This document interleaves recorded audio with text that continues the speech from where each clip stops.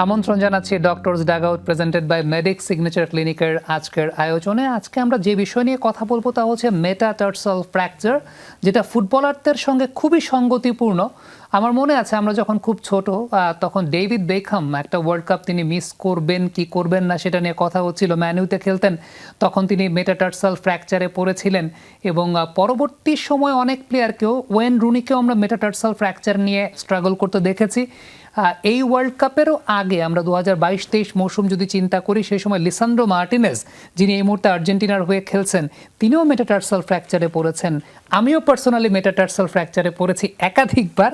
এই সমস্ত বিষয় নিয়ে কথা বলবো এবং সেটা প্লেয়ার ছাড়াও আমার মাও পড়েছেন খুব রিসেন্টলি মেটাটার্সাল ফ্র্যাকচারে। আমি সেই ব্যাপার নিয়েও জিজ্ঞেস করতে চাই। আমাদের সঙ্গে দুজন বিশেষজ্ঞ উপস্থিত আছেন। আমাদের সঙ্গে রয়েছেন অধ্যাপক ডক্টর ব্রিগেডিয়ার জেনারেল অবসরপ্রাপ্ত Mohammad Abdul Mannan, senior consultant orthopaedics বিভাগ, ইউনাইটেড মেডিকেল কলেজ হসপিটাল। আমন্ত্রণ স্যার আপনাকে। ধন্যবাদ। এবং সেই সঙ্গে আছেন Mohammad Atikul Islam, physiotherapist consultant, medic signature clinic. আমন্ত্রণ আপনাকে। আমরা শুরুতে একটু আসলে কয়েকটা ছবি দেখাতে চাই, বিশেষ করে ডেভিড বেকহামের ছবিটা আমাদের শৈশবের সঙ্গে অনেক বেশি মাত্রায় রিলেটেড। বেকহামের ছবিটা যদি দেখে, এটা লিসান্ড্রো মার্টিনেজ, খুব রিসেন্ট টাইমসে তিনিও এই ইনজুরিতে আক্রান্ত হয়েছিলেন। আমি একটু ডেভিড বেকহামের ইনজুরিটা দেখাই।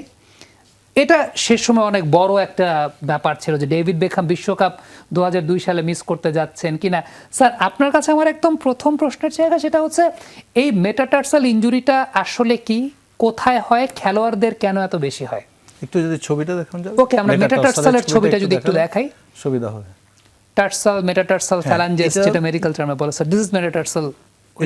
এই মেটাটার্সাল আসলে খুবই একটা ফাইন কয়েকটা জিনিস জানা দরকার সবাইকেও। জি। কেন হয় এবং কি করতে হবে। জি। এখানে মেটাটার্সালটা হচ্ছে দিস মাঝখানে যে সিরিজটা 5টা বোন, 1 2 3 4 5, আমরা 5টা 1 মানে মেটা 1 2 বলে থাকি। জি। ঠিক একেবারে শেষেরটা হচ্ছে 5th মেটাটার্সাল, আর ওটা 1st মেটাটার্সাল। জি। তো এখন এখানে আসলে তো তারপর ওই যে ছোট বোনগুলা নেভিকুলার, কিউনিফর্ম, এদিকে ফ্যালাঞ্জেস, এর মাঝখানে এটা। সো এখানে আসলে দেখলে বোঝা যাবে যে এই বোনসগুলো তো আর ফাঁকা না, সবগুলোর সাথে একটা জয়েন্ট, এবং এই জয়েন্টগুলো কোনোটাই কিন্তু ফিক্স না, একেবারে স্টিফ না, সব মুভ করে, তা নাহলে তো দৌড়ানোই যেত না।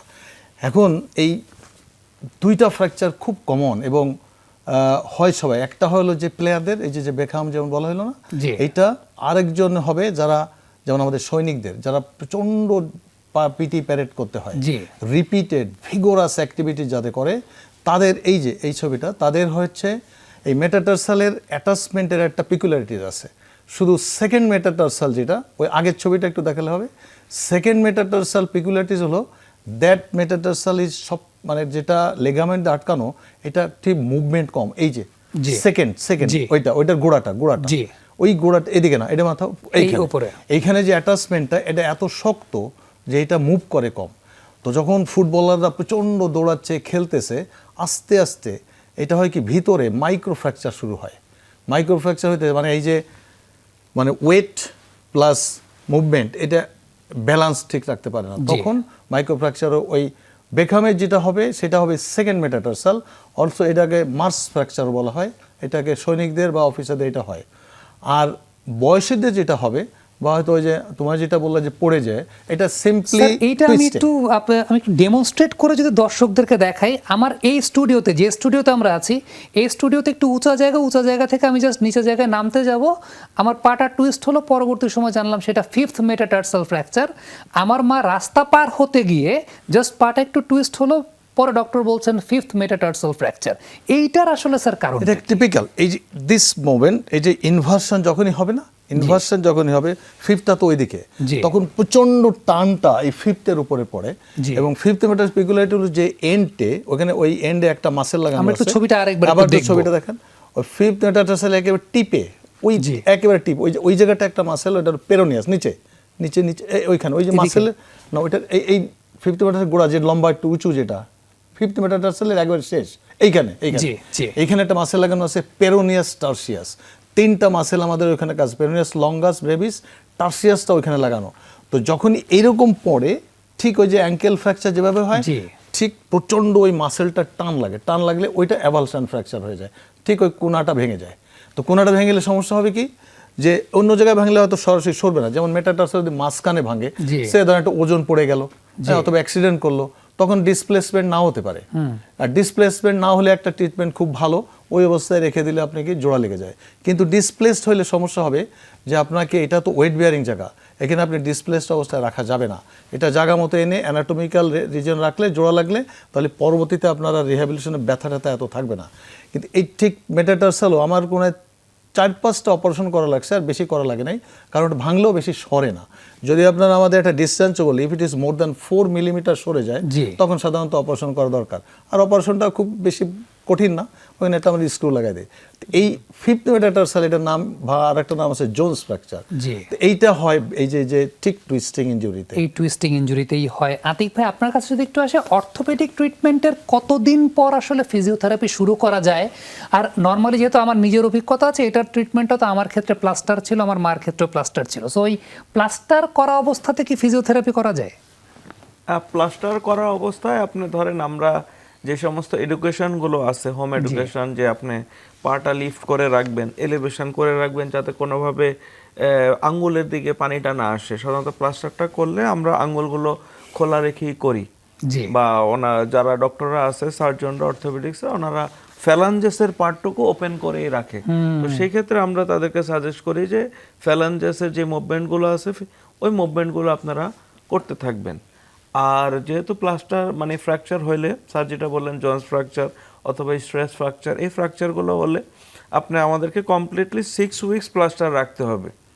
6 উইকস। 6 উইকস। সো এই 6 উইকস প্লাস্টার শেষ হওয়ার পরে যখন রিমুভ করা হয়, তখন যেটা কমপ্লিকেশন হয়, নর্মালি ওই জায়গাটার মধ্যে কিছু সোয়েলিং থাকে, ছোট হয়ে যায়। ওইটার কারণে অ্যাঙ্কেলের যে মোবিলিটিটা থাকে, আবার কিছু আমাদের আর্টস থাকে, ওই আর্চের মোবিলিটিগুলো কমে যায়। দেখা যায় ভর ফালালে ঠিকমতো পাটা ভর নিতে পারে না, মানে রাখা যাচ্ছে না পা। তখনই হলো আস্তে আস্তে রিহ্যাবিলিটেশন করে, ফিজিওথেরাপি দিয়ে আগে পেইনটা ম্যানেজ করে, দেন কিভাবে আবার পায়ের মধ্যে মোবিলিটি বাড়ানো যায়, সেটা নিয়ে আমরা কাজ করি। এই রিকভারিটা নিয়ে স্যার আমার আরও কিছু কোয়েশ্চেনের জায়গাটা আছে, কারণ বয়স ভেদে আমি রিকভারির তারতম্য লক্ষ্য করেছি। যেহেতু আমার আর আমার মা, আমার বাসায় দুজনেরই হয়েছে, আমি সেই ব্যাপার নিয়ে কথা বলবো। তার আগে ছোট্ট একটা বিরতির সময় হয়েছে। দর্শক, ঠিক এই পর্যায়ে Doctors Dugout presented by Medic Signature ক্লিনিকে ছোট্ট একটা বিরতির সময় হয়েছে, আমরা বিরতির পর ফিরছি। আবার আমন্ত্রণ, দেখছেন Doctors Dugout presented by Medic signature Clinic. আমরা কথা বলছিলাম মেটাটার্সাল ইনজুরি নিয়ে।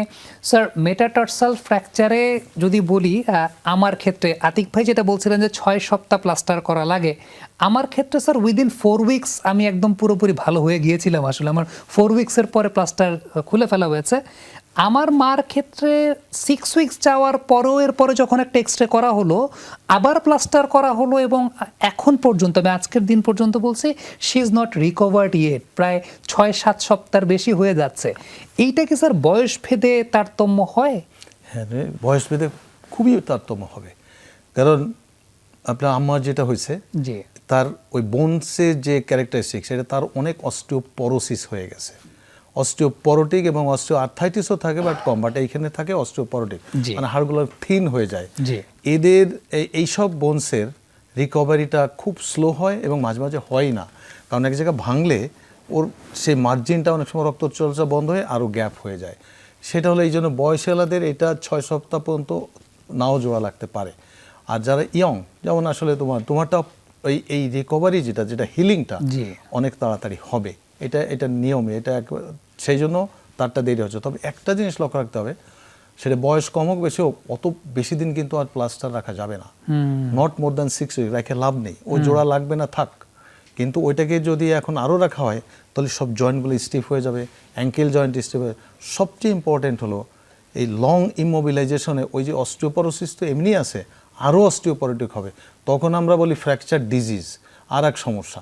মানে তখন অতএব এই 6 সপ্তাহ খুলে দিয়ে তাকে মুভমেন্টটা নিতে হবে, তাকে হাঁটতে বলতে হবে, আপনি হাঁটেন, কোনো সমস্যা নাই, ওই 1 মেটাটার্সালে কিছু হবে না। তবে একটা জিনিস, সেটা কয়টা মেটাটার্সাল ভাঙছে, যদি সেটা ডিসপ্লেসড হয়, তাহলে অবশ্যই কিন্তু অপারেশন করে ওটা কারেকশন করে দেওয়াই ভালো। তাহলে হয়তো যে জোড়া লাগলে আর ব্যথা থাকবে না। কিন্তু ডিসপ্লেসমেন্টে থাকলে এতদিন রাখার দরকার নেই, 4 to 6 উইক যথেষ্ট। মানে 4 উইকস পরে আসলে ইয়ংদের ক্যালাস দেখা যায়। অতএব যদি একবার ক্যালাস হয়ে যায়, তারপরে মুভমেন্টে যাওয়াই ভালো।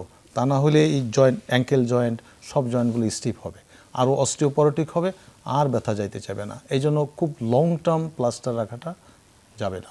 আতিক ভাই, আমরা অনেক সময় দেখি যে ডক্টররা সাজেস্ট করেন যে যাদের এরকম মেটাটার্সাল ইনজুরি হয়েছে জুতার ব্যাপারে সাজেস্ট করেন, জুতার ব্যাপারে সচেতন থাকতে বলেন। কিছু সোলও বের হয়েছে, ডক্টর সোল বা এরকম কিছু একটা। তো এসব ক্ষেত্রে আপনারা কি কোনো গাইডলাইন দিয়ে থাকেন যে যার একবার এরকম মেটাটার্সাল ইনজুরি হয়েছে? যেমন আমার ক্ষেত্রে যেটা আমার মনে হয়েছিল যে আমি যে জুতাটা পরে আসলে শোটা করেছিলাম এবং এখান থেকে পিছলে পড়েছিলাম, মেবি সেই জুতাটা একটু পিচ্ছিল ছিল দেখে হয়তো বা আমি আমার এই ইনজুরিটা হয়েছে। বাট এটার ক্ষেত্রে আপনারা কোনো গাইডলাইন দেন যে আফটার রিকভারি তাদের জুতা বা সোল এক্ষেত্রে কোনো কিছু প্রয়োজন আছে কিনা? আমরা সেক্ষেত্রে জুতার যে মেজারমেন্টটা আছে এখন এটা পার্সন টু পার্সন ভেরি করে, কারণ দেখা যায় যে এখন আমাদের কালচারে অনেকে টাইট ফিট জুতা পরতে পছন্দ করে। জি। ইভেন দো দেখা গেছে এটা আমরা স্পোর্টস প্লেয়ারদের খুব বেশি দেখি যে তারা একেবারে পায়ের সাথে কি কোন জুতাটা ফিট আছে, জি। দেখা গেছে স্পেসিফিক কিছু ব্র্যান্ডের বুট পরে তারা, দেখা যায় ওই বুটটা সাইডের দিকে যখন পরে পাটা চেপে থাকে, তখন সেই ক্ষেত্রে আমরা তাদেরকে বলে যে না, আপনারা এই বুটটা যাতে একটু লুজ হয় সেরকম একটা বুট পরবেন। গেল সাথে সাথে আসেন যে আপনি জুতার যে কথাটা বলতেছিলেন, এটা নর্মাল সাইজের থেকে একটা সাইজ আমরা বড় পড়তে বলি, যাতে কি না ওই যে ফিফথ মেটাটার্সালে যে কোণাটা থাকে ওটা আবার প্রেসারে থাকলে তখন কিন্তু নতুন করে আবার পেইন তৈরি হতে পারে। ফ্র্যাকচারের টেন্ডেন্সি থাকবে না, কিন্তু পেইন তৈরি হতে পারে। মানে জুতার মোট কথা পায়ের চারপাশে যে অংশটুকু ওই জায়গাটুকু একটু লুজ ফিটিং থাকতে হবে। আর পায়ের তলায় যদি সফট কুশন জাতীয় কিছু জিনিস পাওয়া যায়, সিলিকন জেল বলে, ওটা পরলে পায়ের তলাটা একটু সফট থাকলে তখন প্রেশারটা অনেক কমে আসে। আর যাদের এরকম ইনজুরি হয়েছে যে সমস্ত নারীদের, তারা কি হাই হিল পরতে পারবে? না, তাদের জন্য আসলে হাই হিল সাজেস্টিভ না। এই ধরনের মেটাটার্সাল ইনজুরি হওয়ার পরে হাই হিলের না পরাই ভালো, কারণ এটা আবার রিপিটেটিভ চান্স থাকে। মানে অনেকে আবার পেন্সিল হিলও পরে, কি কি যেন দেখি আর কি, আমার আইডিয়া একটু কম এসব ব্যাপারে, কিন্তু অনেকে দেখি পরে, সেগুলো কি রিস্কি নাকি অনেক বেশি? হ্যাঁ, এগুলো আসলে আফটার ফ্র্যাকচার হওয়ার পরে কমপ্লিটলি রিকভারি তো আসলে হয় না, তখন সেই ক্ষেত্রে অন্যান্য বোনসের উপরে প্রেশারটা পড়ে যায়। তখন এই কমপ্লিট একটা যে ব্যালেন্সটা, আমাদের আর্টসটা যে অ্যাঙ্কেলটাকে হোল্ড করতেছে, এই আর্টসটা আসলে ব্যালেন্স করতে পারে না, কারণ পাঁচটা যে মেটাটার্সাল থাকতেছে এরাই তো কম্বাইন্ডলি একটা জিনিস হোল্ড করবে। জি। তো একটা আসলে ফ্র্যাকচার হওয়ার পরে এখন সৃষ্টিকর্তা দেওয়া একটা জিনিস, আর আর্টিফিশিয়ালি আমরা সার্জারি করলেও আসলে ওভাবে ব্যালেন্সটা কমপ্লিটলি আসে না। তো তখন হাই হিলগুলো পরলে বা আপনি যেটা বললেন পেন্সিল হিল, এগুলো পরলে রিস্ক ফ্যাক্টরটা অনেক বেশি থাকে। তো সেক্ষেত্রে এটা আসলে সাজেস্টিভ ওকে, নয়। এই জায়গাটা থেকে আমি ফিরবো এবং স্যারের কাছে আমার এটাও জানার আছে আসলে যে আমি কবে থেকে আমি বুঝবো যে I am ready to play, বা আমি আসলে ফুল ফোর্সে আমি আবার আগের মতো কাজ করতে পারবো। তবে একটা ছোট্ট বিরতির সময় হয়েছে, তারপর ফিরে এসে আমরা কথা বলতে চাই। দর্শক, ঠিক এই পর্যায়ে আপনারা দেখছেন Doctors Dugout presented by Medics Signature Clinic, এবং আপনারা জানেন যে মেডিক্স সিগনেচার ক্লিনিক কিন্তু ঢাকার ধানমন্ডিতে অবস্থিত। যে কোনো ধরনের ফিজিওথেরাপিক ট্রিটমেন্ট কিন্তু আপনি মেডিক্স সিগনেচার ক্লিনিক থেকে পেয়ে যাচ্ছেন। ছোট্ট একটা বিরতির পর আমি আরও ফিরছি। আবার আমন্ত্রণ, ডক্টরস ডাগআউট দেখছেন presented by Medics Signature Clinic. আমরা আজকে কথা বলছিলাম মেটাটার্সাল ইনজুরি নিয়ে, এবং স্যার আছেন আমাদের সঙ্গে, আতিক ভাই আছেন। স্যার, কারো মেটাটার্সাল ইনজুরি হওয়ার পর আপনি যেটা বললেন যে প্লাস্টার রাখা বা তার প্রসিডিওর কিংবা সার্জারি যাই হোক না কেন, আমি আসলে কখন বুঝবো যে I am ready to play? বিশেষ করে আমাদের বয়সী যারা আছে, যারা হয়তো বা এখনও কিছুটা খেলাধুলা করছে বা যারা প্রফেশনাল খেলাধুলা করছে, আমরা আসলে কখন বুঝতে পারবো যে না, আমাদের এখন ফুল ফোর্সে যাওয়া উচিত? এটা যদি ফ্র্যাকচার হয়ে যায়, জি। ফ্র্যাকচার, জি। Not a strain, not a sprain, জি। ইফ ইট ইজ ফ্র্যাকচার, তখন আমরা দেখি যে এটা কি ডিসপ্লেস ফ্র্যাকচার না নন ডিসপ্লেসড। জি। নন ডিসপ্লেসড হলে কিছু করার, তখন প্লাস্টারি ট্রিটমেন্ট একটা ডিউরেশন 4 উইকস টু 6 উইকস। তখন আমাদের এক্সরে করে চেক করি যে এটা ইউনিয়ন হলো কিনা। ইউনিয়ন হলে আমরা ক্লিয়ার বুঝতে পারি, যে ক্যালাস হলে আমরা দেখতে পারি যে ফ্র্যাকচারটা সাধারণত দেখবো মার্জিনটা কালো দেখায়, সহজে আমরা রোগীরে বোঝাই যে দেখেন এখন সাদা হয়েছে, তার মানে ঠিক। ইউনিয়ন হয়ে গেলে খুব সমস্যা হয় না। তখন ইউনিয়ন হলে হয়তো প্লাস্টার রাখলে যে প্লাস্টারের জন্য যে একটা ইমোবিলাইজেশন ব্যথা থাকে, তখন সে গ্র্যাজুয়ালি সে খেলাতে যেতে পারবে। কিন্তু যদি নন ইউনিয়ন হয় তখন কিন্তু ডিফিকাল্ট, নন ইউনিয়নে পেইনটা যেতেই চায় না। অতএব যেমন ধর জোন্স ফ্র্যাকচার, আমি দেখছি 80 to 90% ওটা ইউনিয়ন হয়ে যায়। সো ওইটা একটা ডিউরেশন যে 4 to 6 উইকস প্লাস্টার রাখলো, এক্সরে করে দেখলাম গ্র্যাজুয়ালি। আর এখানে আজকাল খুব ভালো ভালো ওই যে নট খেলার জন্য বলছি না, জি। যে আমরা প্লাস্টার খোলার পরে কিছু ভালো ভালো বুট পাওয়া যায়, বুট পাওয়া ওই বুটগুলো পরলে দেখা যায় যে স্মুথলি সে হাঁটতে পারে। এটা করে এটা রোগীর পারসেপশন সবচেয়ে ইম্পর্টেন্ট। তাকে আমি বলি আপনি হাঁটেন, আপনি দৌড়ান, দেখেন আপনি কতখানি পারেন, আমার ওইখানে কোনো সমস্যা নেই, ওইখানে আপনার union it is United or it is uniting, so আপনি যদি পারেন কোনো সমস্যা হবে না। আর এই ছোটো বোন তো এই জন্য যখন রোগী বলবে যে আমি পারি স্যার, করলে কোনো সমস্যা নেই। আর মেটাটার্সালগুলোতে হলো যেহেতু ওয়েট বেয়ারিং, এই হাড়গুলো সবচেয়ে ইম্পর্ট্যান্ট। বারবার যেটা বলছিলাম যে অ্যানাটমিক্যাল পজিশন, যদি ফ্র্যাকচারের থার্ড ফোর্থ হইলো, জি। এগুলো যদি আপনি ঠিক জায়গা মতো, এবং খুব বেশি কঠিন অপারেশন না, আমরা জাস্ট ওপেন করে একটা অন্তর কেওয়ার অথবা প্লেট লাগাই দিই, তাতে এই যদি অ্যানাটমিক্যালি যদি ইউনাইটেড হয়, সে দৌড়াদৌড়ি শুরু করতে পারবে। তাও 3 মাসের আগে সম্ভব হয় না, মাস 3 লাগে আমি দেখছি। তারপরে তারা ফিজিওথেরাপি দিয়ে বা ওই যে আরও যে ওষুধ পেইন কিলার খেলে পারে, কিন্তু ইউনিয়ন না হইলে সমস্যা। ইউনিয়ন না হইলে তাকে এত সহজে খেলতে পারে না। তারপরে অনেক সময় ইউনিয়ন না হলে পারে, কিন্তু ওইটাই বললাম যে ইয়ংরা অনেক সময় এটা কভার আপ করে ফেলতে পারে, কিন্তু বড়রা পারবে না। অতএব সে শুরু করবে ওইগুলা, সে হাঁটবে, প্রথমে হাঁটবে, জয়েন্টগুলো মুভ করবে, সে যদি দেখে যে পারে তখন সে করতে পারে, কোনো সমস্যা নেই। আতিক ভাই, আপনাকে যদি আমি জিজ্ঞেস করি সেই জায়গাটাতে, আমিও যেহেতু ধানমন্ডিতেই থাকি, ধানমন্ডিতে আমি ফুটবল খেলি, ধানমন্ডিতে আমি ক্রিকেট খেলি, আমার যদি সামনে এরকম কোনো প্রবলেম হয় মেটাটার্সাল ফ্র্যাকচারের, আমি তো স্যারের কাছ থেকে ট্রিটমেন্টটা নিলাম, বাট আফটার দ্যাট আমি আসলে মেডিক সিগনেচার ক্লিনিক থেকে কি কি পেতে পারি, বা সেখানে আসলে কতটা আপডেটেড টুলস আছে যার মাধ্যমে আমার রিকভারিটা অনেক তাড়াতাড়ি হতে পারে? জি, এখন আপনি যেহেতু আপনার কর্পোরেট ওয়ার্কের পরেও স্পোর্টসটাকে রিক্রিয়েশন বা লেজার অ্যাক্টিভিটি হিসেবে গ্রহণ করে নিয়েছেন, সো আলটিমেটলি আমার ফোকাসটা কিন্তু থাকবে আপনাকে কিভাবে আবার ওই লেজারটাকে ফিরিয়ে দিতে পারে। দ্যাট মিনস আপনাকে আবার মাঠে আমাকে ফেরাতে হবে। আপনি অবসর সময়ে হলিডেতে ওই টাইমটা খেলতে চান, যে কালচারটা এখন আমাদের দেশে খুবই common. Even batch by batch খেলা হয়, কর্পোরেট হাউসগুলোতে ফুটবল টিম আছে, ক্রিকেট টিম আছে, খুব কমন এখন এই কালচারটা, খুবই ভেরি গুড। তো এখন সেই ক্ষেত্রে আলটিমেটলি আপনি যখন স্পোর্টসে ফিরবেন বা রিটার্ন টু অ্যাক্টিভিটিতে ফিরবেন, আপনার দৌড়াতে কিন্তু আপনাকে হবেই, হোয়াট এভার ইট ইজ। তো আপনার নিজস্ব যে বডি ওয়েটটা আছে, তো এই মেটাটার্সালটা কিন্তু শরীরের একেবারে লাস্ট অংশ। সো আমার শরীরে যে বডি ওয়েটটা আছে, এটা একটা স্টেপ দৌড়ালেও কিন্তু ওই ওজনটা আলটিমেটলি পায়ের গোড়ালিতে বা মেটাটার্সালে আসতে বাধ্য। জি, 1 ইঞ্চি ওয়েটও বাদ যাবে না। তো এখন আলটিমেটলি আমরা কি যেটা করি, আমাদের ওখানে যে কম্বাইন্ড যে ফিজিওথেরাপি প্যাকেজটা রয়েছে, সেটার আওতায় আমরা পেইন ম্যানেজমেন্ট করে অ্যালং উইথ রিহ্যাবিলিটেশন করে ফেলি, যাতে কিনা এই অ্যাঙ্কেলের ব্যালেন্সটা ইমপ্রুভ হয়, অ্যাঙ্কেলের স্ট্রেংথটা বাড়ে। কারণ এই মেটাটার্সালের সাথে কিন্তু অনেকগুলো মাসেল, ছোট ছোট মাসেল, ফাসা এবং লিগামেন্টস অ্যাটাচ করা থাকে। এই মাসেলগুলোই কিন্তু বা লিগামেন্টসগুলো আপনাকে অ্যাঙ্কেলের স্টেবিলিটিটা দিবে। কারণ আলটিমেটলি দেখা যাচ্ছে আপনি যখন খেলতে উঠে আবার যখন জাম্প করে ল্যান্ড করবেন, এই অ্যাঙ্কেলটাই কিন্তু কমপ্লিটলি আমাদের বডি ওয়েটটা শক অ্যাবজর্বার হিসাবে নিয়ে নিচ্ছে। এখন এই অ্যাঙ্কেলটা যদি পারফেক্টলি ব্যালেন্স না হয়, আপনি হয়তো 50% ওকে হইলেও অ্যাংলেট পরে আমরা নেমে যাই অনেকে আর্লি, অথবা এখন রিসেন্টলি খুব ভালো ভালো টেপ আছে, অ্যাডহেসিভ টেপ আছে, এই টেপগুলো ইউজ করে, অ্যাঙ্কেল বাইন্ডার ইউজ করে নেমে যাচ্ছে। কিন্তু আলটিমেটলি আপনার অ্যাঙ্কেলের ব্যালেন্সটা যদি ইমপ্রুভ না হয়, ওই মেটাটার্সাল ওই স্প্রিংগুলো যদি স্টেবল না হয়, আপনি যখন দৌড়াবেন অ্যাঙ্কেলটা যখন লোড নিতে পারবে না, এই প্রেশারটা চলে আসবে হাঁটুতে, চলে আসবে হিপ জয়েন্টে, চলে আসবে কোমরে, তখন আলটিমেটলি কিন্তু আপনার মেকানিক্যাল অন্য অনেক সমস্যা তৈরি হবে। তো এখন এই ক্ষেত্রে আমাদের ধরেন এই পেনগুলো রিকভারি করার জন্য লেটেস্ট যে সমস্ত অ্যাডভান্স পেইন ম্যানেজমেন্ট টুলস রয়েছে, like shockwave therapy, laser therapy, তারপরে পালস ইলেকট্রোম্যাগনেটিক ফিল্ড থেরাপি, এগুলোর সাথে সাথে আপনার এই অ্যাজিলিটি, মুভমেন্ট বা ব্যালেন্স বাড়ানোর জন্য যা যা আছে এগুলো আমরা সব কম্বাইন্ডলি করে দিই। মুরব্বীরা আছেন আতিক ভাই, যারা হচ্ছে নামাজে যখন বসেন, এই প্রবলেমটা যেহেতু আপনি অ্যাঙ্কেলের কথা বলছেন, নামাজে বসার পোস্চারের সময় কিন্তু ওইটাও ইম্পর্টেন্ট।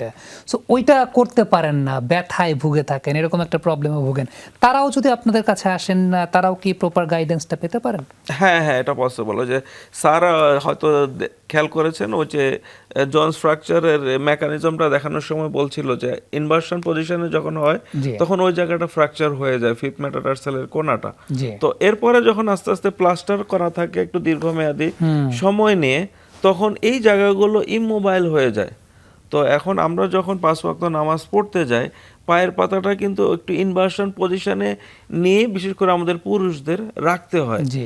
তখন ওই ফুললি মাসেলগুলো বা লিগামেন্টসগুলো যখন স্ট্রেচড হয় না, তখন কিন্তু ওই পজিশনটা বা আসনটা আমাদের পক্ষে আসা ডিফিকাল্ট হয়। Difficult হয়। তখন আমরা দেখা যায় যে এই পেইন পয়েন্টগুলো আইডেন্টিফিকেশন করে ওই সমস্ত জায়গায় লোকালি কিছু ট্রিটমেন্ট আছে, আকুপাংচার থেরাপি দেওয়া যেতে পারে, অথবা যে ট্রিটমেন্টগুলো আমি বললাম ওগুলো করার পরে আমরা কিছু স্ট্রেচিংস অথবা কিছু হোম এক্সারসাইজ আছে, হোম অ্যাডভাইস আছে, এগুলো করে দিলে তারা ইনশাল্লাহ আবার বাসায় নামাজ পড়তে পারবে। এই ব্যাপারটা নিয়ে আসলে অনেকের অনেক কোয়েশ্চেনের জায়গা ছিল। স্যার, আপনাকে অসংখ্য ধন্যবাদ আজকে আপনার ব্যস্ত সময়ের মধ্য থেকেও আমাদেরকে সময় দেওয়ার জন্য। আতিক ভাই, আপনাকেও ধন্যবাদ অসংখ্য। একদম আমার মনে হয় যে দর্শক যারা পুরো ব্যাপারটা সম্পর্কে কনফিউশনের জায়গাটা ছিল, ওই কনফিউশনের জায়গাটা স্যার ছিলেন আমাদের বিশেষজ্ঞ অধ্যাপক, তিনি পুরোপুরি ক্ল্যারিফাই করেছেন যে আপনার এখানে এই মেটাটার্সাল ফ্র্যাকচারগুলো আসলে কত ধরনের হতে পারে। স্ট্রেস ফ্র্যাকচার নিয়েও স্যার পুরো ব্যাপারটা ডেসক্রাইব করেছেন, এবং সেই সঙ্গে আতিক ভাই পরবর্তী সময় ডেসক্রাইব করেছেন অর্থোপেডিক্স ট্রিটমেন্টের পর আপনি কিভাবে রিহ্যাবের কাজগুলো করতে পারেন, এবং সেক্ষেত্রে কী কী টুলস রয়েছে মেডিক সিগনেচার ক্লিনিকে, সেই ব্যাপারগুলো নিয়ে আমরা কথা বলেছি। অসংখ্য ধন্যবাদ। আজকে Doctors Dugout presented by Medic Signature ক্লিনিকের আয়োজন থেকে এখানেই বিদায় নিচ্ছি। এতক্ষণ আমাদের সঙ্গে থাকার জন্য সবাইকে ধন্যবাদ।